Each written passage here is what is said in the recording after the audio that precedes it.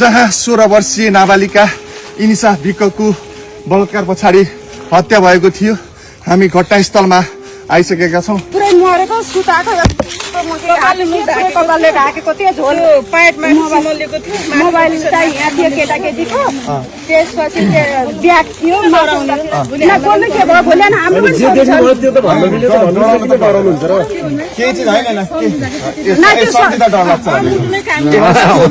त्यो अवस्था देख्दा चाहिँ भयावह नै थियो।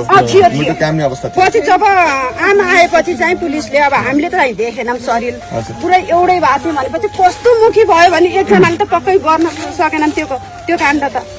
जस्तो बेल्टको डामहरू थिए भन्नु हाम्रो त्यहाँ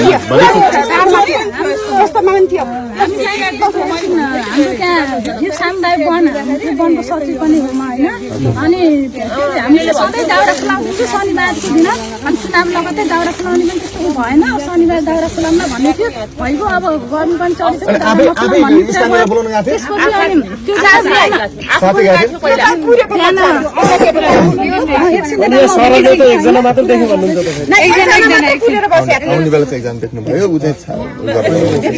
मैले थाहा भएको कुरा म भन्छु है।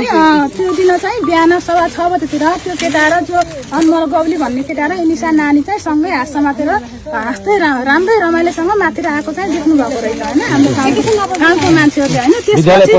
विद्यालय पोसाकमा होइन, उता ट्युसन पढ्न गएको पनि शनिबार थियो नि त। त्यसपछि शनिबारको दिन प्र्याक्टिकल जान्छु भनेर आएको रहेछ। अनि माथि आएको देख्नु भएको रहेछ। एकछिन पछि चाहिँ अब मैले चाहिँ देखेको होइन, सुनेको कुरा ती केटा दुईटा केटा तिनटा होइन, दुईटा केटा चाहिँ तलतिर जानुभएछ होइन। गएपछि अनि त्यहाँ हाम्रो एकजना दाइले उहाँले पनि आज पनि जानुपर्छ आफ्नो बयान दिन होइन। उहाँले चाहिँ अनि किन के भयो भन्दाखेरि अनि हाम्रो त्यहाँ माथि साथी दोष भएको छ, हेल्प गर्नु पर्यो अनि एम्बुलेन्स बोलाइदिनु पर्यो भन्ने कुरा त्यो केटाले गरेछ। त्यसपछि दाइले अब त्यस्तो अब जङ्गलमा एम्बुलेन्स नै बोलाउनु पर्ने हो कि पहिला त हामी जान्छौँ भनेपछि एकजना चौकीदारले अनि फेरि पुलिसलाई हाम्रो वनको चौकीदारले प्रहरीलाई फोन गरेपछि प्रहरी र उहाँ दाइहरू सँगै आएको अरे। ती केटाहरू माथिबाट गएको अरे बोलाउन। उहाँले भनेको कुरा मैले बिहान पनि उहाँलाई सोधेँ, दाइ पनि यस्तो हुँदैछ भन्नुहुन्थ्यो उहाँलाई पनि टेन्सन भन्छ आफ्नो काम गर्ने मान्छे। अनि देखाएको कुरा भनिदिनुहोस् किन अब मान्न पर्यो मान्न पर्यो। अब अरू त केही होइन बहिनी, मलाई अब आफू एकातिर काम हेरिरहेको हुन्छ, मलाई अब बोलाएको पनि आज नि बोलाएको भन्नु। एउटा कुरा स्पष्ट सोध्न चाहे तपाईँहरू चाहिँ प्रत्यक्षदर्शी पछि चाहिँ घटना घट्दैखेरि देखेको भए त घटना पछिको कुरा चाहिँ पछिको कुरा।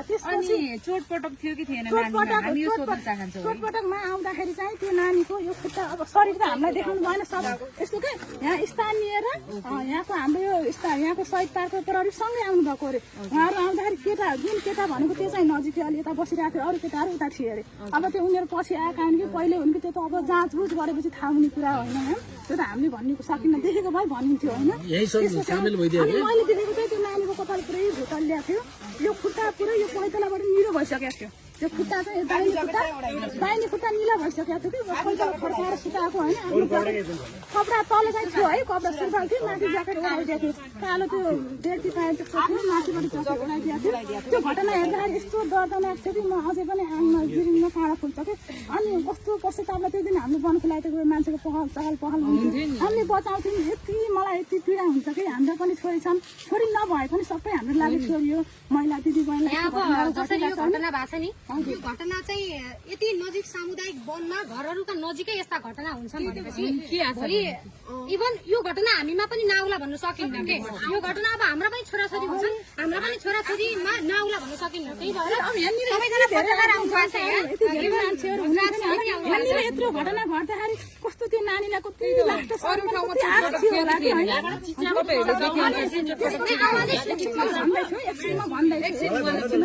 अनि त्यसपछि घर परिवार पनि अब गैरी टोल हो अरे नानीको घर भन्ने सुनेपछि घर परिवारलाई कन्ट्याक्ट गर्ने अब त्यो थाहा भएन नि त। गैरी टोलको टोल अध्यक्षलाई पनि मैले सम्पर्क गरेँ, त्यहाँको दिदीहरूलाई पनि फोन गरेँ होइन, कोही त्यस्तो मान्छे छ कि नानीको नाम पनि यो भन्ने पनि थाहा भएन कि। हामीलाई बुवाको नाम चाहिँ इन्द्रबहादुर विक भन्ने चाहिँ थाहा भयो। त्यसपछि यस्तो मलाई इन्द्रबहादुर भन्ने त कोही छैन हाम्रो टोलमा भन्ने कुरा भयो। त्यहाँ त्यो अर्कै टोल परेछ सायद होइन। त्यसपछि घर परिवार आउन टाइम लाग्यो, धेरै टाइम लाग्यो चाहिँ हामी बसिराख्यौँ यहाँ लाखु ठाउँ बेलासम्म यहीँ बसिरहेको। पछि मम्मी चाहिँ आउनुभयो, तलबाट आउँदाखेरिमा मेरो जेठान दिदीले र एकजना त्यहाँको बहिनीले समातेर लिएर आउनुभएको थियो। अनि उहाँ पनि आउँदा नि नानीले पनि समाचार लिएर आएको पछि ऊ चाहिँ अनि बाहिर बसेकोहरूले भित्र आउनु दिनु भएन मेरो जेठानी दिदी अर्को एकजना बहिनी समाचार भित्र ल्याउनु भयो भित्र ल्याउँदाखेरि प्रहरीले भन्नुभयो कि अनि तपाईँको छोरीको चोट घाउ चोट कति छ हेर्न सक्नुहुन्छ तपाईँले हेर्न चाहनुहुन्छ भन्छ हेर्छु भन्नुभयो उहाँले होइन हेरेपछि उहाँ देखेको मान्छेले भनेको कुरा मेरो जेठानी दिदीले भनेको कुरा तल प्राइभेट पार्ट पुरै निलै बस्थ्यो अरे सोइलिङ भएको थियो अरे ब्लड भलभल आइरहेको थियो अरे अब भनेपछि त्यो एकजनाको हो कि अब सामूहिक भन्ने कुरा अब त्यो अनुमान लाउनु पर्यो अब त्यो प्रहरी प्रशासनले पनि राम्रोसँग त्यसको छानबिन गर्नु पर्यो चिकित्सकहरूले पनि त्यसको जे छ त्यही निकालिदिनु पर्यो रिपोर्ट होइन अनि पछाडि ढाडमा पुरै बेल्टको जस्तो निल डामर थियो अरे यो खुट्टा निलो भएको मैले पनि टाढाबाट यसो हेर्दाखेरि देखिरहेको थियो हामी चाहिँ यो बुझ्न चाहिरहेका थियौँ कि नानीको चाहिँ जिउमा कतै पनि चोटपटक थियो या थिएन भन्नेमा चाहिँ हामी छैनौँ कि अझै पनि किनभने कि प्रहरीले दिने एउटा हुन्छ अनि उल्टा डाक्टरहरूले भन्ने कुरा एउटा हुन्छ रिपोर्टमा कतिपयले भन्छन् अब हामीलाई के हतियार प्रयोग गरे कि भन्ने कुरा नि आकलन आउँछ कि जनताबाट आउँदाखेरि त्यस्तो हतियार प्रयोग गरेको चाहिँ छैन कतै पनि हुन्छ नि त अब कतै घाउ छुरा हानेको कहीँ थिचिएको त्यस्तो खालको छैन तर चोटहरू के जो हुन्छ नि अब जानेरै गरेको चोटहरू हुन्छ नि त्यस्तो चोटहरू छ कि त्यो नानीको त्यही भएर अब त्यो त हामीले यस्तो फलानाले यसो गरेको सामूहिक हो एकल हो भन्न त हामीले सक्दैनौँ नि त हामीले त्यो अवस्था हेर्दाखेरि सामूहिक हो कि भन्ने अर्कल काट्ने मात्रै हो हामीले त्यो कुरा प्रमाण गर्न सक्दैनौँ तर न्याय पाउनुपर्छ त्यो नानीले अब त्यस्तो त्यहाँनिर यत्रो बस्ती छ यहाँनिर त्यो नानीको चित्कार सुन्ने मान्छे नि कोही भएन त्यो दिने बाटोमा हिँड्ने मान्छे नि कोही भएन कस्तो विडम्बना के यति गाह्रो हुन्छ सम्झिँदा पनि हिजो हामी पनि र्यालीमा गएको थियौँ बिहानदेखि साँझैसम्म त्यहीँ बसिरहेको थियौँ पछि हामी फर्क्यौँ त्यसपछि के भयो त्यताबाट के आयो भन्ने कुरा टिकटकरमा हेर्ने मात्रै भयो अब हामीलाई थाहा भएन खासै गरी हाम्रो नातादार पनि होइन त्यही पनि होइन हामी हेर्ने छिमेकी भयो जहाँ परि पनि त्यो घटना परेपछि त कति भइरहेछन् त्यस्ता घटना बलात्कारको घटनाहरू हामी सबै मिलेर त्यो नानीलाई न्याय दिनुपर्छ